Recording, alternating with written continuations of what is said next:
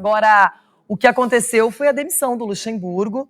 Ontem à tarde, nota oficial, comunicado do Corinthians, Luxa sai e agora as negociações que para muitos poderia ser com o Tite, essa negociação ela será com o Mano Menezes. Na tarde de ontem, mais precisamente às 15h26, o Corinthians anunciou o fim da passagem de Vanderlei Luxemburgo, que durou exatos 150 dias. O treinador vinha sofrendo muita pressão da torcida e também internamente. E como disse o presidente Duílio Monteiro Alves, na chegada do professor, a Fiel tem um peso importante. O presidente do Corinthians, né? O Corinthians, com uma frase antiga, não é o time que tem uma torcida, mas é uma torcida que tem um time. E lógico que eu vou sempre ouvir a nossa torcida, sempre vou ouvir a Fiel torcida. A decisão sempre é minha, a decisão final é minha. E eu não tenho problema nenhum de tomar essa decisão, como eu já fiz em diversas outras vezes. Luxemburgo chegou ao Corinthians no dia 1º de maio, em meio a uma turbulência absurda com a vinda e a saída de Cuca, que havia substituído Fernando Lázaro. Foi uma convocação do Corinthians, não é uma chamada para você ser técnico, é uma convocação do Corinthians para você vir para cá. E a missão não era fácil. O time tinha sido eliminado nas quartas do Paulistão para o Ituano, figurava na zona de rebaixamento do Campeonato Brasileiro e estava com uma vitória e uma derrota na Libertadores. Cara, alguma coisa tem que acontecer, senão não estaria no Corinthians. Se não tivesse a necessidade de fazer alguma coisa, não estaria no Corinthians. Mas eu vou discutir isso internamente, eu não tenho que discutir isso externamente. O que eu vou fazer, o que eu pretendo fazer, e eu fui contratado para fazer alguma coisa dentro do elenco que nós temos. Não vai mudar o elenco, não tem como mudar o elenco, esse elenco é o que nós temos para trabalhar. E o prazer de poder participar desse grupo que tem DNA de campeão. O que nós vamos fazer é que eles possam botar isso tudo para fora, né? O Corinthians é muito grande e é sempre um candidato em potencial a alguma coisa da competição. Sem conquistar um título desde 2019, quando foi campeão paulista, esse DNA parece ter se perdido com o tempo.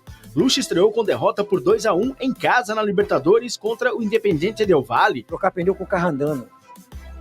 Tem que trocar pneu com o carro andando. Mesmo com poucos dias de trabalho, tentou evitar um protesto contra o time. Se eu pudesse pedir alguma coisa e entendesse, deixa o protesto mais pra frente, vem junto com a gente. Junto, essa torcida é o centroavante da equipe, ela bota a bola pra dentro. Não conseguiu e, como bom político, foi para o corpo a corpo pedir apoio aos torcedores.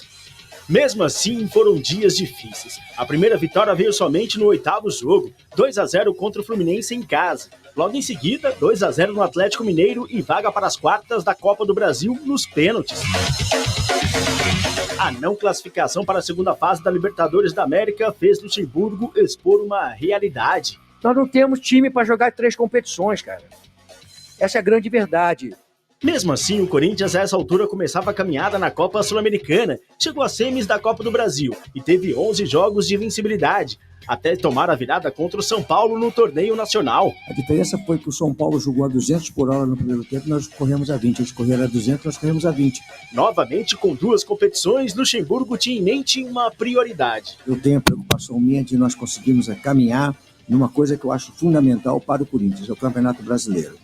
Mesmo assim, a Copa Sul-Americana se apresentou. Se no início usou a competição para lançar muitos talentos da base, depois a Sula passou a ser a única chance de título na temporada. A Sul-Americana tomou importância com a saída da Copa do Brasil. Então nós temos que dar importância dela, porque elas são aí 4 jogos, né? Mais o final, para você poder chegar a uma grande conquista. O empate na partida de ida da semifinal contra o Fortaleza, saindo atrás do placar em Itaquera, deixou a vaga na final em alerta, já que o Corinthians reconhece a força do time cearense, principalmente no Castelão.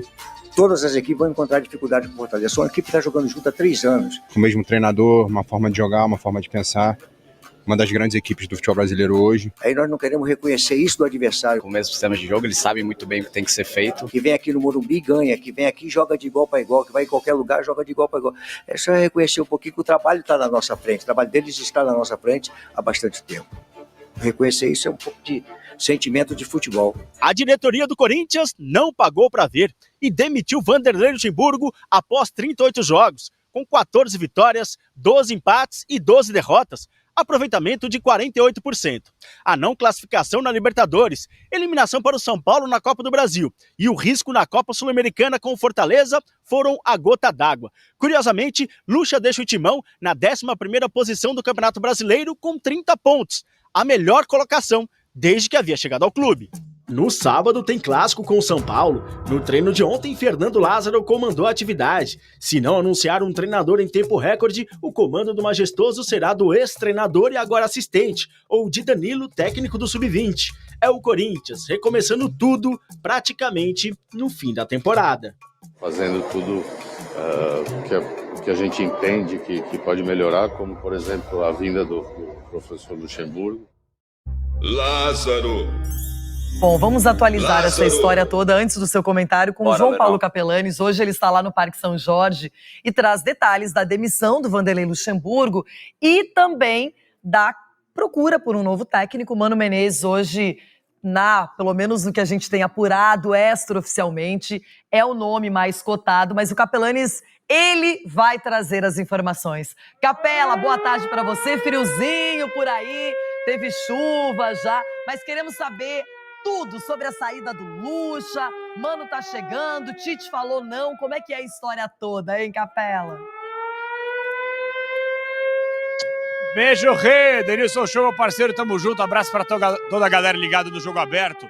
Gente, é o seguinte, tá frio aqui no Parque São Jorge, mas é um dia muito quente, porque o Corinthians deve anunciar oficialmente hoje, nas próximas horas, Mano Menezes como seu novo treinador. Só para que a gente possa fazer um resumo, eu acabei de receber uma mensagem, estava trocando ideia com uma das pessoas que trabalham aqui no Corinthians, pessoas próximas ao Mano Menezes. O que me foi passado está fechado, tá? Ontem na conversa entre Mano e o departamento de futebol do Corinthians já estava tudo praticamente acertado, o que me foi passado, tá? E claro, o Corinthians, a tendência é que possa ser transparente com o seu torcedor, possa anunciar tempo de contratos, valores, etc. Mas contrato com o Mano Menezes acertado até o fim do ano que vem, até o fim de 2024. E aí eu conversei com algumas pessoas, o que me foi passado é o seguinte, é um nome que agrada a situação, mas não agrada tanto assim alguns membros da oposição. Independentemente de qualquer coisa, o Corinthians tem pressa para anunciar o seu novo treinador, para iniciar os trabalhos, porque ontem, por exemplo, o Mauro e o Lázaro comandaram a atividade. O Corinthians, olha só, começa a temporada com o Lázaro, está praticamente finalizando a temporada com o Lázaro, mas o Mano Menezes está acertado. Eu não gosto muito de falar, viu, Renata, sobre salários, aquela coisa toda, mas como acabaram me passando, acho que é importante também ressaltar. É um salário um pouco mais alto do que aquilo que recebia o Luxemburgo nos tempos de Corinthians, aproximadamente na casa dos R$800 mil. Aí o Mano Menezes vem com o Sidney Lobo, com a sua comissão técnica fixa, então a tendência é um Corinthians que nas próximas horas anunciará Mano Menezes como novo treinador. O Corinthians tentou sim o Tite. É bem verdade que os dirigentes não foram até o Rio de Janeiro, tete a tete, para conversar com o treinador, mas houve um não, porque o Tite deixou bem claro que gostaria de assumir uma equipe a partir do próximo ano. Acho que até porque cairia muito mal. O Tite, no começo do ano, deu a palavra que não trabalharia, e depois da Copa do Mundo do ano passado, que não trabalharia em 2023, só a partir do outro ano. Então, acho que se ele assumisse um clube nesse momento, muitos falariam que ele não tem palavra, que não seguiu com aquilo que ele disse, mas é uma possibilidade para que ele feche com o Flamengo, mas para o Corinthians disse não. Então, já o Corinthians tem muita pressa de fechar com o treinador, repito a informação.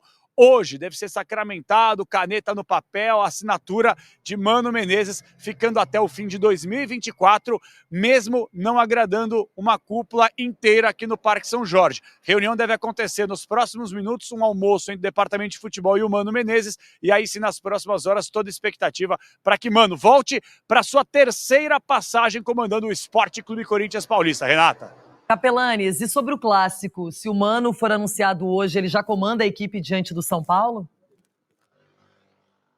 Boa pergunta, Rê. Eu perguntei exatamente a mesma coisa e faltou dizer. De fato, ele já iniciaria os trabalhos a partir de amanhã, depois da assinatura do contrato de hoje, e já estaria na área técnica no banco de reservas para o jogo do final de semana. Importante ressaltar, o jogo é sábado, não domingo, né? A gente está acostumado com grandes clássicos no Morumbi no domingo, o jogo é no sábado. A informação é, ele iniciando os seus trabalhos amanhã, mesmo com só um dia de atividade, a tendência é que ele fique na área técnica. Não é algo que dá para você cravar, mas a tendência é essa, Renata.